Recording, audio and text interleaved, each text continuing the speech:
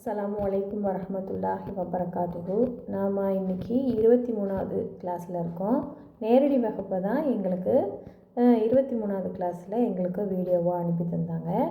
அதில் முக்கியமான ஒரு விஷயம் தொழுகையை பற்றிய ஒரு விஷயந்தான்.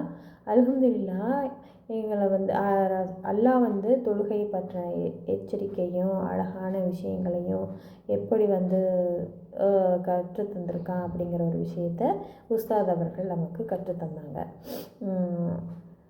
அல்ஹம்துலில்லாஹ் அன்றைய வகுப்பு ரொம்ப ரொம்ப சிறப்பு வாய்ந்ததாக நாம் நினைக்கும் போது நம்மளுடைய தொழுகை எப்படி இருக்குது அப்படின்னு நம்ம சிந்திக்கக்கூடிய மக்களாக அன்னைக்கு நிகழ்வுகள் இருந்துச்சு. ஃபஸ்ட்டு என்ன சொன்னாங்க அப்படின்னா 23வது அத்தியாயம் 1வது வசனம் 2வது வசனம் இந்த 2 வசனத்துலேயும் அல்லாஹ் என்ன சொல்கிறான் அப்படின்னு பார்த்தோம்னா, இறை நம்பிக்கையாளர்களை வெற்றி பெற்று விட்டனர் அப்படின்னு அல்லாஹ் சொல்கிறான். அல்லாஹ் ஆரம்பிக்கிறான், அவர்கள் தமது தொழுகை பணிவுடன் இருப்பவர்கள் பணிவோட அந்த தொழுகையை தொழுகிறவங்க என்ன செய்கிறாங்களாம், உறுதியாக வெற்றி பெற்று விட்டனர் அப்படின்னு அல்லாஹ் சொல்கிறான். இதில் வெற்றி பெறுவார்கள் அப்படிங்கிற வார்த்தை இல்லை, வெற்றி பெற்று விட்டனர், அதாவது அவங்க வெற்றி அடைஞ்சிட்டாங்க, இந்த உலகத்திலே வெற்றி அடைஞ்சது அப்படிங்கிற மாதிரி தான் அந்த ஒரு வசனம் அமைஞ்சிருக்குது. இப்போது அல்லாவை தான் நம்ம வணங்குகிறோம், அல்லாவுக்காக தான் நம்மளுடைய வணக்கங்கள் இருக்குது. ஆனால் அந்த அல்லாவுக்கு நம்மளுடைய வணக்கங்கள் தேவை இருக்குதா அப்படின்னு பார்த்தோம்னா, அல்லாஹ் எந்த தேவைகளும் மற்றவன். அப்போ நாம் எதுக்காக தொழுகிறோம்? நமக்காக தான் தொழுகிறோம். நமக்காக தொழுகிறோமா? அது எதுக்காக நமக்காக அப்படின்னு கேள்வி கேட்கும்போது, நம்மளுடைய நல்லதுக்காக, நம்மளுடைய குடும்பத்துக்காக, நம்மளுடைய தொழில் நேர்த்தி பெறணும், நம்மளுடைய அரசியல் விஷயங்கள் நேர்த்தி பெறணும், குடும்பம் நேர்த்தி பெறணும் அப்படிங்கிறதுக்காக வேண்டி தான் அது தொழுகையை நமக்கு நிலைநாட்ட சொல்லியிருக்கு. எப்படின்னு நம்ம பார்த்தோம்னா,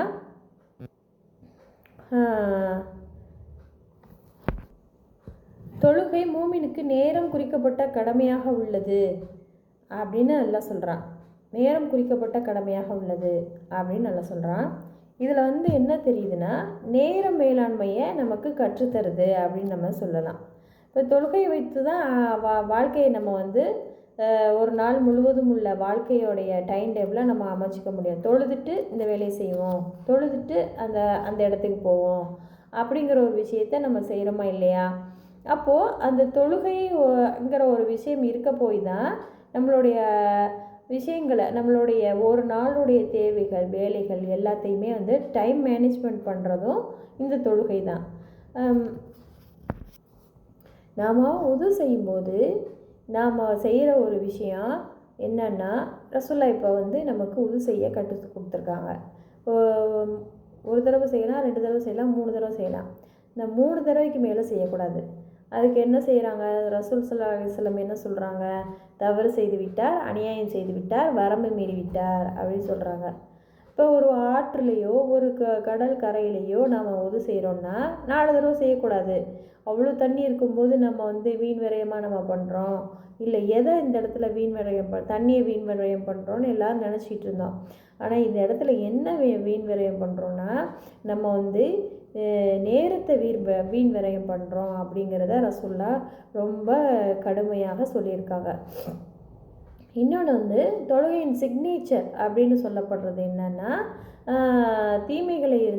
தீமைகளிலிருந்து மானக்கேடான செயலிலிருந்து உங்களை பாதுகாக்கும்னு அல்ல சொல்கிறான்.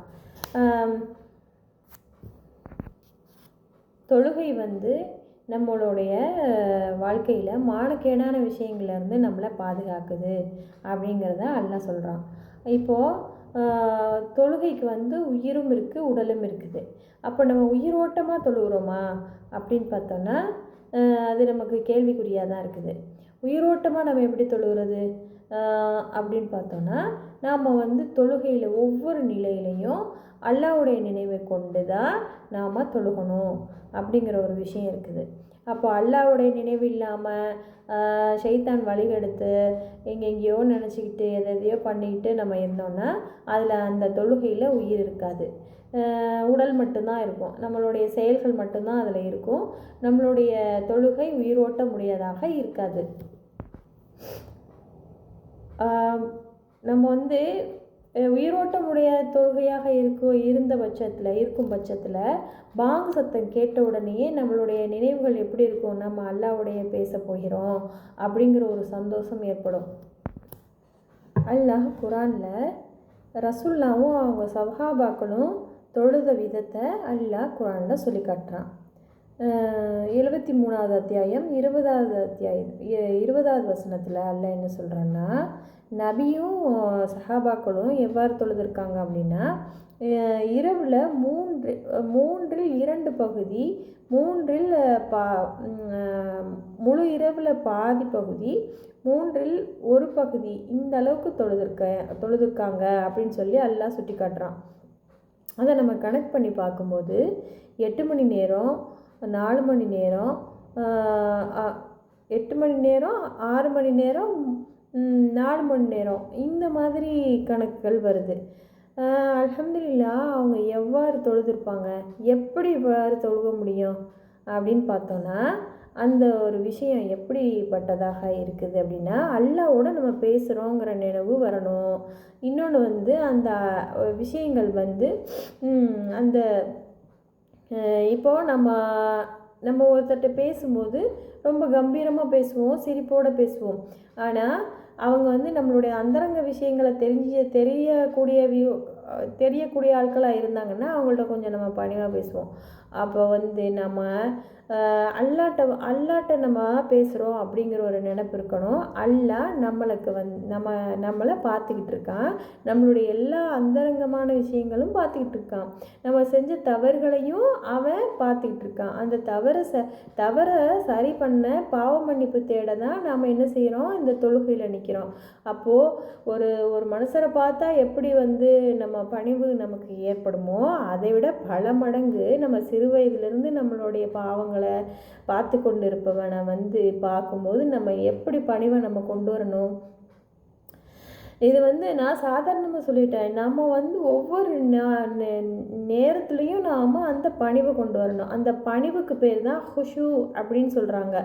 அப்போது அந்த ஹுஷுங்கிற ஒரு வார்த்தைக்கு வந்து மீனிங் வந்து நம்மளால் எப்படி அதை வந்து பணிதல்னு நம்ம ஒரு வார்த்தையில் சொல்லிடலாம். ஆனால் அதை உள்ளார்ந்து யோசித்து பார்க்கும்போது பணிவு என்பது வந்து நான் முன்னாடி ஒன்றுமே இல்லை, நான் வந்து உன்கிட்ட பாவ மன்னிப்பு தேடக்கூடியவளாக நான் நிற்கிறேன் அப்படிங்கிற ஒரு எண்ணத்தை கொண்டு வந்து நம்ம என்ன செய்யணும், தொழுகையை தொழுகணும்.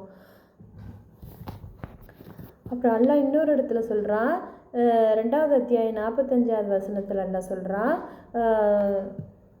தொழுகையை பற்றி சொல்லும்போது பணிவுடையவரை தவிர மற்றவர்களுக்கு அது பாரமாகவே இருக்கும், தொழுகை வந்து பாரமாகவே இருக்கும் அப்படின்னு சொல்கிறான். அப்போது பாரமாக யாருக்கு இருக்குன்னு பார்த்தோம்னா, பணிவு இல்லாமல் யார் இருக்காங்களோ அவங்களுக்கு வந்து பாரமாக இருக்கும் அப்படிங்கிறத சுட்டி காட்டுறான். எல்லாமே A to Z நம்ம எப்படி இருப்போம் அப்படிங்கிற ஒரு விஷயத்தை அல்லாஹ் வந்து குரானில் சொல்லி காட்டுறான். அல்ஹம்துலில்லாஹ் இதை நம்ம மனசில் கொண்டு நம்ம என்ன செய்யணும், ஒவ்வொரு நேர தொழுகையிலையும் நம்மளுடைய நினைவுகளை சிதற விடாமல் ஷைத்தான் வழிகட்டு தான் கூட்டிகிட்டு போவான். அவனை வந்து நாம் என்ன செய்யணும், அல்லாஹ்வுடைய துணையை கொண்டு அவனை நாம் வென்று நம்மளுடைய தொழுகையின் நினைவை வந்து ஒருமித்தப்படுத்தி கொண்டு வரணும். இந்த மாதிரி நம்மளுடைய தொழுகையை ஒருமித்தப்படுத்தி கொண்டு வரும்போது நம்மளுடைய வாழ்க்கை வந்து அழகாக மாறும். அதில் வந்து ஒரு சின்ன உதாரணம் சொன்னாங்க. இன்றைய நூற்றாண்டு வந்து மக்கள் வந்து செல்ஃபோனில் மூழ்கி கிடக்கிறதாக சொல்கிறாங்க. அவங்களால ஒரு அரை மணி நேரம் தொடர்ந்து ஒரு வேலையை வந்து செய்யவே முடியாதான். அப்படிப்பட்ட மக்களாக தான் நாம் இருக்கிறோமா. அப்போது அதை வந்து அழகான முறையில் நாம் செஞ்சுக்கிட்டோம் அப்படின்னா, அதாவது அரை மணி நேரம் தொடர்ந்து ஒரு வேலையை செய்து முடிக்கிறோம் அப்படிங்கிற ஒரு ட்ரைனிங்கை நம்ம கொண்டு வந்தோம் அப்படின்னா அடுத்த நூற்றாண்டுக்கு நாம் தான் வந்து சிறந்த மனிதர்களாக இருப்போமா. அப்போது அல்லாஹ் வந்து தொழுகையில் வந்து நம்மளுடைய நினைவுகளையும் நம்மளுடைய செயல்களையும் அழகாக்கிக்கங்கன்னு ஒவ்வொரு விஷயத்துலையும் நமக்கு சொல்லி தந்திருக்கான்.